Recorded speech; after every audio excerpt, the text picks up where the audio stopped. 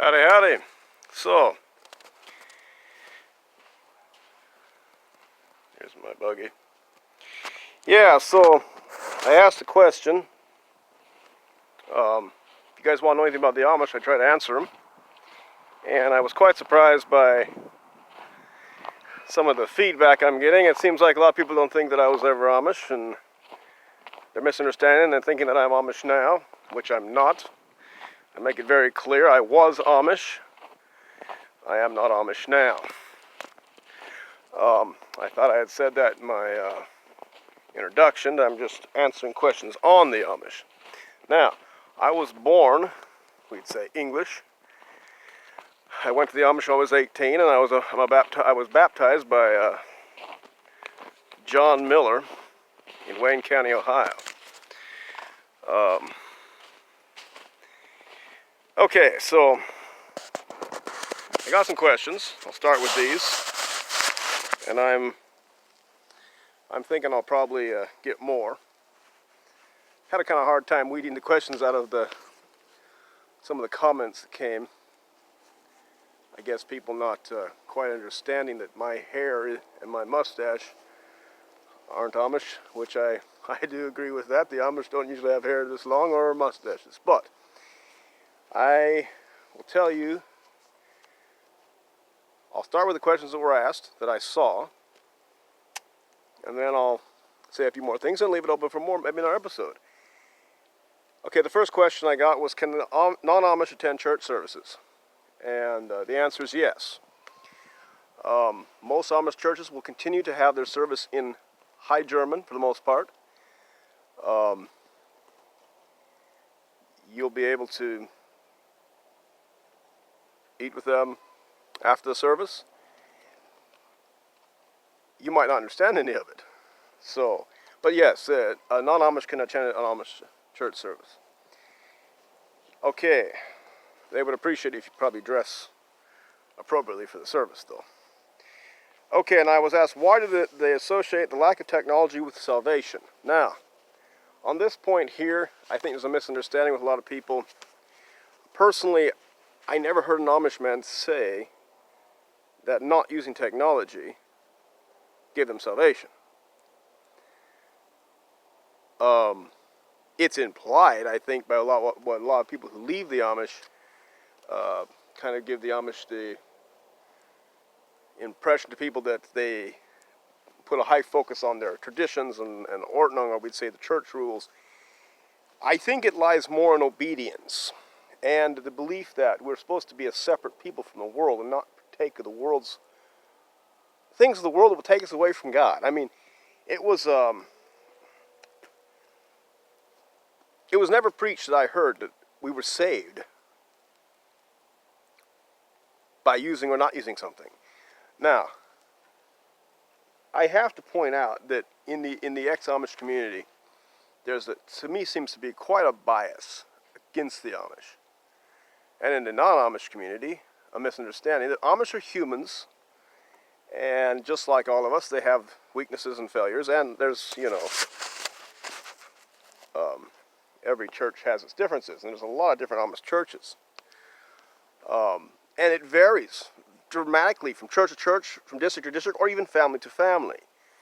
You'll find so many differences, it's hard to say what all Amish do in a short video. Basically, we have some basic points which I could go over, but I'm going on with the questions. On book reading, someone asked about book reading. I'd say I'm familiar with the Swords and Troopers the most, because that's where I was. Now, I'm not saying the books they allow, or the books they don't allow, aren't read, because like any human beings, young people do things they shouldn't.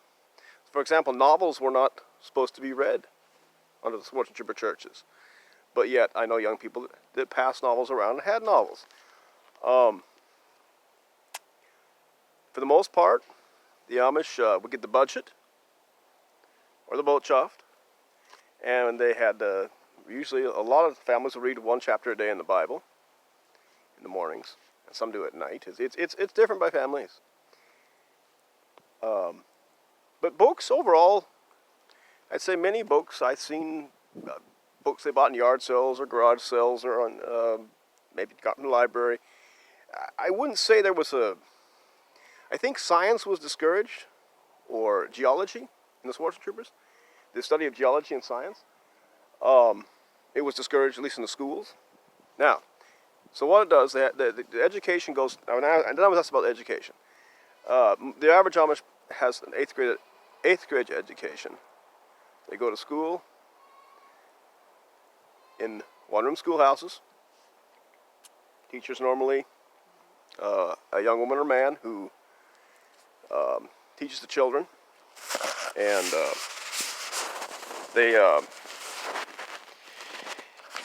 I personally didn't attend Amish school. I've been to Amish schools, so I really can't tell you a whole lot about the way they do their schools, other than that I know that I would say that I felt that it's a good, much better than public school, and personally I was homeschooled, and that's what I want to do, but I'm not against these private schools they have, and I'm glad to see them doing that. I was also asked, what happens when a girl refuses to marry? Now, I never did see a case like that, because as far as I know, I never did see any arranged marriages. In the Swartzen Trooper churches, a lot of times, the parents didn't always know who their young people were dating, and they, even under the young people themselves, it was something they didn't talk a lot about when it came to who they liked.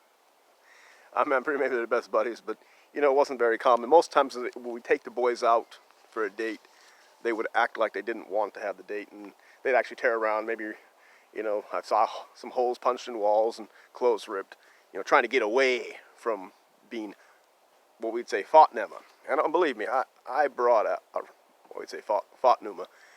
I took out a lot of men to girls that later got married. So in the time that I was with the Amish, I kind of enjoyed that practice they had. Now, I was later banned for going against what they call the bed courtship. Now, I'm going to touch on this so that not all Amish churches do it. The Swartzen Trooper Church has a practice where the young man goes, or is taken up to, if he's not going steady with a girl, to see a girl, and he will be brought to her. She's in bed, and he will sit there in the room till the other boys leave, and then he's allowed to sleep with her in the bed, fully clothed. They're not supposed to do anything sexual, or not beyond kissing or hugging. And this practice is called bed courtship. Now, it is, which unknown to me at the time when I first joined the Amish, by the Swartzen Troopers, it is required. I actually had started trying to start a group of young people that was against it, that did not practice it. And my goal was to just to sit and talk, where this this caused some trouble when I did this. Okay, so do the use of cell phones and modern technology? Yes, some Amish churches use cell phones, and some have solar panels, and some Amish drive vehicles. Now, see, here's the thing I think people forget. There are Amish that drive vehicles. There are Amish that use solar. There are Amish that use air tools, electric tools, etc., generators. There's a very wide variety of Amish. Now, again, I was familiar with the Swartzen Troopers. They were allowed to work in shops with electric and air tools. At one time, you could not work in a shop that was attached to the electric lines, but you were allowed to work in a shop that was running off a generator.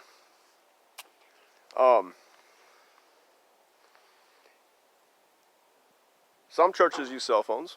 Other churches have phone booths.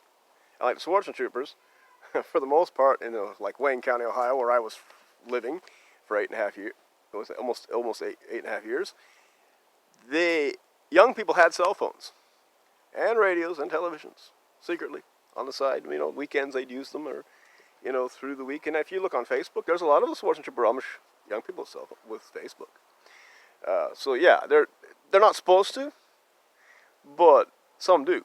So let's just face it. The technology is infringing on the culture, which is kind of sad. Then someone asked, do Amish make their own extracts? I'm not sure exactly what extracts you're talking about, but a lot of Amish made their own salves and extracts, yes. I personally didn't make any, so I couldn't help you there on how to do it. But I was asked why I'm not Amish. Well, first off, I was banned for going against the bed courtship. And I feel like it's a long story I might go into later, but I just could not accept practicing the bed courtship. And they had told me that I'm breaking my baptismal covenant, which I said I'm not. When I said when I was baptized, I was not baptized. I did not think I was baptized to keep that. And so it'd be a long story to go through the whole process of what happened, but in the end, I was given the choice to either accept it, say sorry for having brought the subject up, and never bring it up again, and then accept my place in the church. And I said I cannot do that because it is against the Bible. So that is the reason I'm not Amish. And also now I have other reasons why I wouldn't go back. Obviously my long hair and my mustache wouldn't fit with them, but you know, my long hair and mustache is kind of from my Northman ancestors. My great grandfather was a Dane from Denmark, and I kind of like the Viking stuff. Okay, so they asked, are there lower or old order churches that have the same spiritual mindset of the new order? Well, here's the thing. The old order churches do not talk with outsiders, very rarely, about religion. Personally, I feel I have the belief, or a similar belief to the old order Amish. I would side with them, where a lot of the New Order and the Mennonites have gone with what we would say a saved by grace, not by works, salvation through faith alone doctrine. Now, it basically, I would explain it to them like this. I'd say there's two ways I can explain it. If I stand on one side of a bridge and I look across and the prize is on the other side of the bridge, and I say, well, I believe I want to go over the bridge, but I don't walk. Will I get there? And they would say, well, by grace you get there. I would say, well, man needs to walk. And also, if you have a letter, and you wrote the letter, but you didn't put the stamp on the mallet, it's not going to go. And I always believe that faith and works are together. Faith and we are giving grace through faith, and our works show we love God. I'm not saying that by the works I do, I receive my salvation, but I also believe that without the works, then my faith is vain. Faith without works is dead, says James. So I feel the Swartzentruber Amish and the lower order Amish that don't talk a lot about the grace salvation, or maybe publicly profess their convictions. I'd say I have never heard a more scriptural-based preaching than by the Swartzentruber Amish, besides a few other small home churches I was in. They usually preach by memory. They don't very often,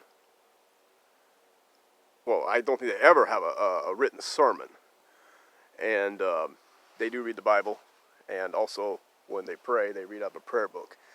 But, and hey, I'm just trying to touch on a few things. If you guys want to know more, I can do more videos on this, because there's a lot of subjects I could go into about different parts of the Amish and their faith and their beliefs. I just tried to answer what I saw. And I'd like to go in and maybe do a little more about certain practices and things, and some of the subjects that I feel why the Amish way of life had a draw to me, and why I joined the Amish to start with. But I'll save that for another video. And for now, I'll just wish you guys best, and hope that the misunderstanding about my being Amish is cleared up. First, I am actually a baptized band Amish man. I am not Amish now, so my long hair and mustache are no reflection on the Amish church rules. I still do wear Amish clothing. I have for many years. I actually did before I was Amish, somewhat. And I speak the German to my sons, so they're learning to speak the language of the Amish. Yeah, but for now, I'll try to keep this video from getting too long, and wish you guys the best good day. So, hey, take care. Ask any more questions you want, I'll try to answer them. Bye for now.